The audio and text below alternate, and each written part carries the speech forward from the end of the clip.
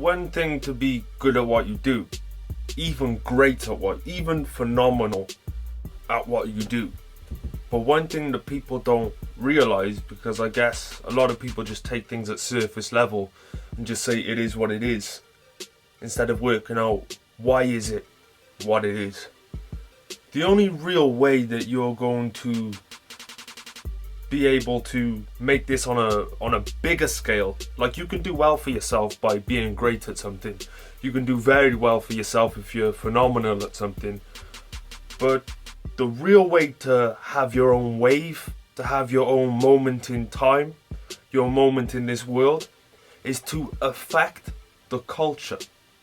Not just partake in the culture, not just doing what everybody else has done, because even if you do it better than everybody else is doing it, you're still essentially doing the same thing. The best way to really make waves in this world is to revolutionize something, to take something to the next level or a better direction, or just inspire great change. If you don't affect the culture in a way that changes the way people think, changes the way people do anything, then you're just partaking. You're not a leader. You're not leading any kind of new school. You're not leading any kind of new industry. You're not leading any kind of new wave. You're just partaking in the coattails of somebody else's wave, someone who already set a precedent, and you're just following them up that road. And there's nothing wrong with that, because how can somebody have a wave if there's not a whole bunch of people behind it?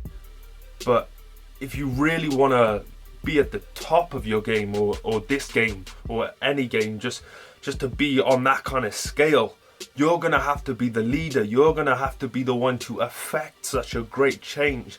And that is why you've got people like, I always use the examples, because who's better examples right now? You got J. Cole and Kendrick, got people thinking consciously, got people, branching out and really thinking about situations. They're pioneering a new wave, and not to say that nobody else has done this before them, but to be able to do so on such a big scale, that was unheard of up until now, right? Anyone else who was talking a bit too much truth or a bit too real, hey, you know what happened to them. But you've really got to leave your mark on this world. There's followers and there's leaders, and there's no dishonor in being a follower. But understand that you're not going to get the merits that you may be looking for in life as a follower. You have to have the courage and the balls, so to speak, just to go for something in life and represent something that maybe nobody else is representing right now. Nobody has thought to represent. You've really got to carve your own way through this life and be a leader.